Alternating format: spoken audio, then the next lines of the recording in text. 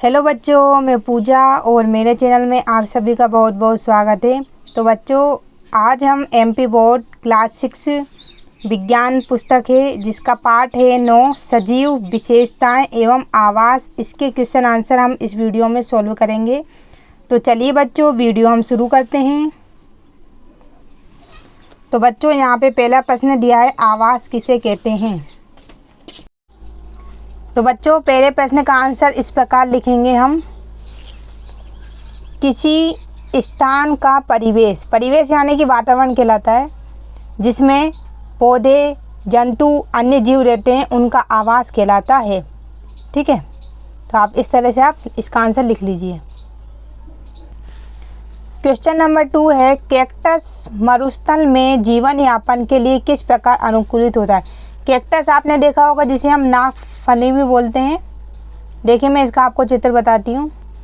देखिए बच्चों, ये होता है कैक्टस। ठीक है, जो इसमें जो इसकी पत्तियाँ रहती है ना, ये कांटों में बदल जाती है, और ये इसका ये हरा भाग है, ये तना कहलाता है।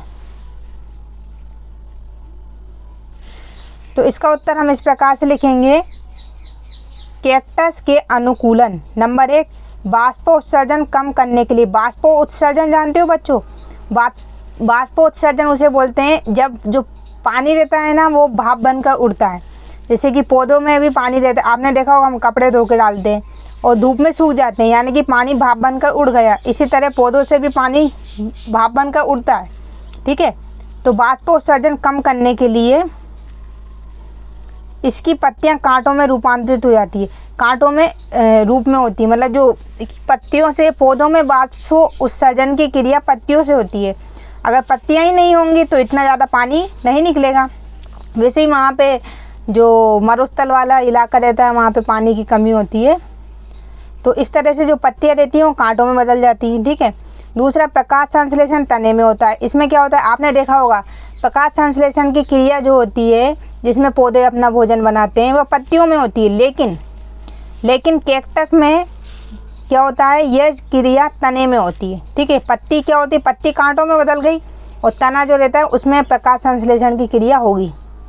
जल संरक्षण के लिए, जल संरक्षण यानी कि जल की रक्षा करने के लिए, जल उड़े ना बाष्पोत्सर्जन की क्रिया द्वारा।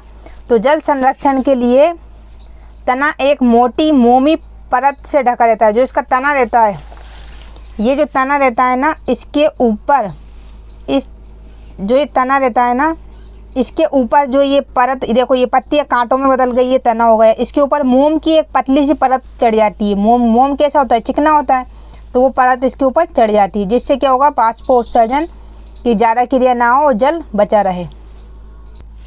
चलिए बच्चों, हम क्वेश्चन नंबर 2 पर आते हैं। रिक्त स्थानों की पूर्ति कीजिए। पौधे एवं जंतुओं में पाए जाने वाले विशिष्ट लक्षण जो उन्हें आवास में रहने के योग्य बनाते हैं, अनुकूलन कहलाता है। सभी जानवरों में, सभी पौधों में अलग अलग लक्षण पाए जाते हैं, अलग अलग इलाकों में, तो उसको हम अनुकूलन कहते हैं। ठीक है, स्थल में पाए जाने वाले पौधे एवं जंतुओं के आवास को स्थलीय आवास कहते हैं। वे आवास जिनमें जल में रहने वाले पौधे एवं जंतु रहते हैं, उनको जलीय आवास कहेंगे। जो स्थल पे रहते हैं उनको स्थलीय आवास, जो जल में रहते हैं उनको जलीय आवास। मृदा, जल, वायु किसी आवास के अजैविक घटक है। देखो अजैविक क्यों है, क्योंकि इनमें जान नहीं है। जैविक यानी कि जिनमें जान होती है। तो देखो, मिट्टी में थोड़ी ना जान होती है, जल में भी नहीं होती है, वायु में भी नहीं होती, ये क्या होगा, अजैविक घटक। हमारा परिवेश में होने वाले परिवर्तन जिसके प्रति हम अनुक्रिया करते हैं, उद्दीपन कहलाता है। ठीक है, चलिए बच्चों, हम क्वेश्चन नंबर 4 पर आते हैं। निम्नलिखित सूची में कौन से निर्जीव वस्तु हैं। आप खुद बता सकते हैं, निर्जीव यानी कि जिनमें जान नहीं होती है। तो क्या क्या हो जाएगा, देखो, हल हो जाएगा, छत्रक हो जाएगा, सिलाई मशीन में निर्जीव है, रेडियो, नाव, जलकुंभी। जलकुंभी एक पौधा है। ठीक है, तो ये सजीव हो जाएगा पौधा। केचुआ भी एक जीव है, तो ये भी सजीव हो जाएगा। तो इसका उत्तर आप लिख लीजिए। तो देखिए बच्चों, इस तरह से आप इसका उत्तर उतार सकते हैं, हल, सिलाई मशीन, रेडियो, नाव। क्वेश्चन नंबर 5 है, किसी ऐसे निर्जीव वस्तुओं के उदाहरण लिखिए जिसमें सजीवों के गुण दिखाई देते। माना कि वो निर्जीव है लेकिन वो सजीवों के गुण उसमें दिखाई दें। तो इसका उत्तर आप लिख सकते हैं, कार। लक्षण क्या होगा, देखो ये गति करती है, जैसे सजीव गति करते हैं ऐसे ये भी गति करती है। ऊर्जा ग्रहण करती है, आपने देखा होगा ऊर्जा किसको मिलती है, कार को। पेट्रोल डीजल डलवाएंगे तभी तो उसको ऊर्जा मिलेगी, और सजीवों को भी ऊर्जा की आवश्यकता होती है, कार को भी ऊर्जा की आवश्यकता होती है ना। क्वेश्चन नंबर 6 है, निम्न में से कौन सी निर्जीव वस्तुएं किसी समय सजीव का अंश थी। मतलब इसमें बताना पड़ेगा कि ऐसी कौन कौन सी निर्जीव वस्तुएं जो पहले पुराने समय में सजीवों का अंश थी। तो देखो बच्चों, अभी भी है, वैसे अंश तो ये अभी भी हैं, जैसे कि मक्खन हो गया, ये हमको किससे मिलता है, सजीवों से मिलता है ना। प्रश्न क्या दिया है, निर्जीव वस्तुएं, ठीक है, मक्खन हो गया, चमड़ा हो गया, ऊन हो गया, ये हमारे अंश है ना, जरूरी है हमारे लिए, ऊन भी जरूरी है, खाद्य तेल और सेव, रबड़, ये सभी आप इसके आंसर में लिख लीजिएगा। क्वेश्चन नंबर 7 है, सजीवों के विशिष्ट लक्षण सूचीबद्ध कीजिए। हमें यहाँ पे सजीवों के लक्षण बताने हैं। तो देखिए बच्चों, इसका आंसर हम इस प्रकार लिखेंगे, सजीवों के विशिष्ट लक्षण। सजीवों में क्या क्या लक्षण होते हैं, देखो, उन्हें भोजन की आवश्यकता होती है। अब देखो, आप जितने भी जानवर हैं, मनुष्य हैं, पेड़ पौधे हैं, सभी भोजन बनाते हैं। पेड़ पौधे पत्तियों से भोजन बनाते हैं और हम लोग भी भोजन बनाते हैं। तो हमें किसकी आवश्यकता होती है, भोजन की। अगर हम भोजन नहीं करेंगे तो आपने देखा होगा हम कमज़ोर हो जाएंगे, कुछ काम भी नहीं कर पाएंगे। दूसरा है, वे श्वसन करते हैं। श्वसन यानी कि सांस लेते हैं। आपने देखा होगा हम जानवर, मनुष्य कौन सी सांस में कौन सी गैस लेते हैं, ऑक्सीजन, और कौन सी छोड़ते हैं, कार्बन डाइऑक्साइड, ठीक है, छोड़ते हैं यानी उत्सर्जित करते हैं, ठीक है। इसी तरह से जो पेड़ पौधे रहते हैं वो कार्बन डाइऑक्साइड लेते हैं और ऑक्सीजन देते हैं, ठीक है, तो वह भी सजीव ही हैं। तीसरा पॉइंट हो जाएगा, प्रजनन करते हैं। प्रजनन यानी कि माता पिता से आपने देखा होगा बच्चे हो जाते हैं, तो इस क्रिया को हम प्रजनन बोलते हैं, ठीक है। तो मतलब जैसे कि प्रजनन क्रिया उसके बोलते हैं, मतलब संतति करना, एक पीढ़ी से दूसरी पीढ़ी बन जाती है।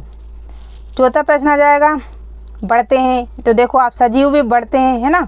आप छोटे थे फिर कितने बड़े हो गए, ऐसे बड़े होते चले गए। गति करते हैं, एक स्थान से दूसरे स्थान पर आसानी से जा सकते हैं। क्वेश्चन नंबर 8 दिया है, घास के मैदानी क्षेत्रों में रहने वाले जंतुओं को अपना अस्तित्व बनाए रखने के लिए गति क्यों आवश्यक है। आपने देखा होगा जो घास के मैदानी क्षेत्र रहते हैं, जहाँ पे बड़े बड़े पेड़ नहीं रहते हैं, केवल घास ही रहती है, वहाँ के जंतु अपना अस्तित्व बनाए रखने के लिए तीव्र गति यानी कि जल्दी जल्दी क्यों चलते हैं, बहुत तीव्र गति होती है। संकेत, घास स्थल आवासों में छिपने के लिए वृक्षों की संख्या बहुत कम होती है। यहाँ पे पेड़ पौधों की संख्या बहुत कम होती है। तो आप इसका आंसर देखो इस प्रकार लिखेंगे। तो देखो बच्चों, घास के मैदान में पेड़ पौधे और छिपने के